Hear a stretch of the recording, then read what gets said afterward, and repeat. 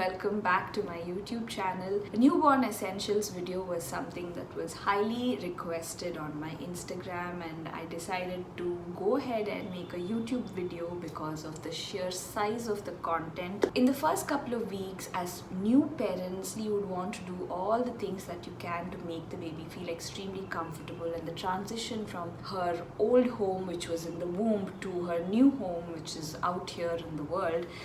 You want to make the transition as easy as possible. These are things that worked for me, and I'm just sharing them as ideas for you to start off your research and make your list for your newborn babies. Having said that, please do keep in mind the environment, and baby things are very expensive to buy, so always try and use things that are in the family, have been used by your friends or other relatives who had children earlier. Try and reuse things which are already there in the house. These are just a list of things that as new parents, as excited parents, at least we invested in, and I'd like to share those with you.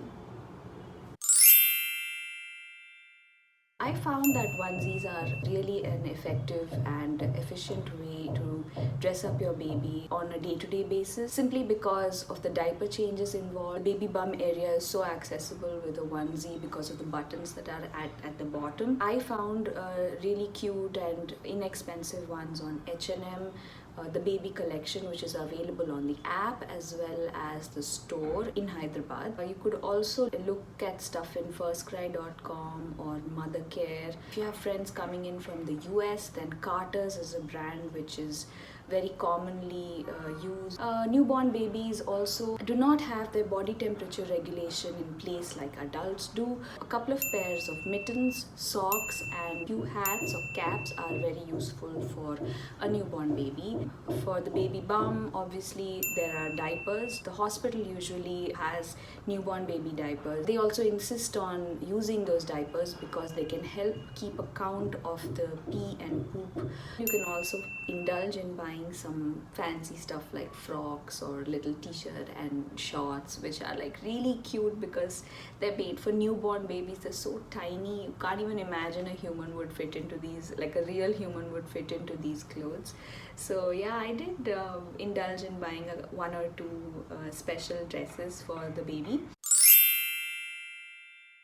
Next is the baby bedding and towels. Under the bedding section, I can think of a pillow, a set of 2 bolsters, a blanket, either a quilt if it's a winter baby, or just a Dohar blanket, a double layered cotton blanket. It is a Western concept to swaddle your baby. I wonder if swaddling was in our parents' generation, but there are a lot of swaddle cloths available in the market, and they do say the baby just comes out of a womb, which is a dark and warm and moist place. Babies sleep better when swaddled, but it's again completely dependent on your baby. Some babies like to be swaddled and some don't. You can purchase a couple of swaddle cloths just in case. The muslin, cotton, absorbent and organic variety is very nice because it becomes absorbent with time, and they double as towels in the years to come. And a towel, just normal Turkish towels, which are actually hand towels, but they're right size for the newborn baby, so I use them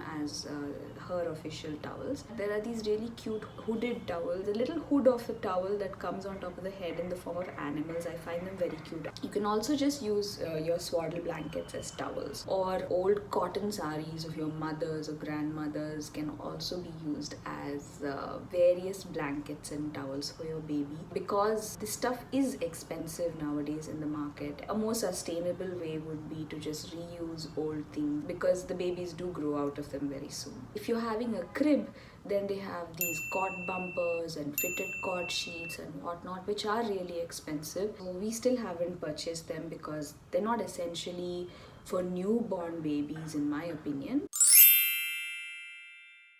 The next section is that of the accessories for the babies. Those are those little things that you don't mind keeping in your home for a little emergency, or for just grooming your baby and keeping him or her clean and accident free. Nail cutter, a nail file, baby thermometer, shampoo, oil for massage, cream, saline mist, gas relief drops, Snot Sucker, Gripe Water, baby clothes detergent, and baby bottle cleaning liquid.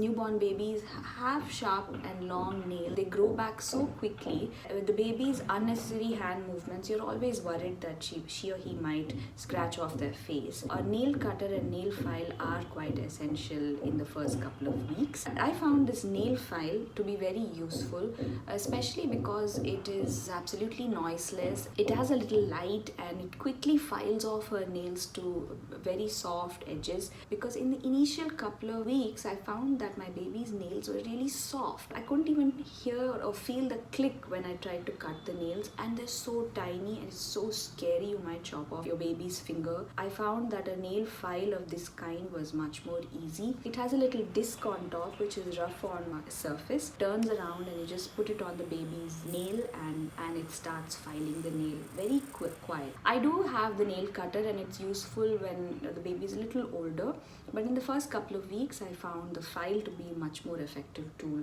than the cutter. Then for those little emergency situations, it's always good to keep a digital baby thermometer at home. So a baby thermometer, a digital one which just goes on top of her head, is really useful to get her temperature quickly. Gripe water was not recommended by our pediatrician, especially the ones available in India. Any kind of probiotic or simethicone also apparently have some alcohol content in them, so they were not recommended for babies. But Little Remedies is a brand that is available in the US which does not have any alcohol content, and it is okay to use it judiciously, of course, once in a while for your baby if there are those situations when you need it. In the initial couple of days, when we just came back from the hospital, the doctor did recommend us to use Saline Drops in her nose just to have a clean airway. Luckily, I have not had to use the gas relief drops or Snot Sucker till now, but I do have these. Snot Sucker is from NOSEFRIDA, again available in the US. I will link a video on YouTube explaining why this NOSEFRIDA Snot Sucker is a better option than the traditional Snot Suckers, simply for hygiene and cleanliness related reasons. If you're like a Telugu person like me, I'm sure you have plenty of relatives and plenty of friends in the US. So if you can plan ahead in advance, you can just order it on Amazon. It's really cheap and you can order it to their house and ask them to bring it for you. Then for your baby grooming, obviously there's shampoo and massage oil and cream.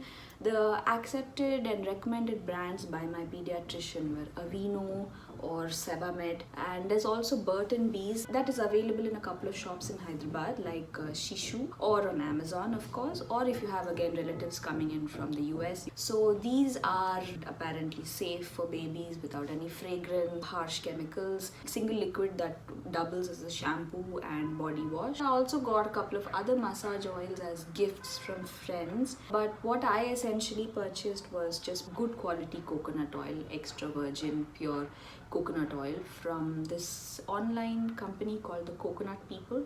We got baby clothes detergent from Mimi.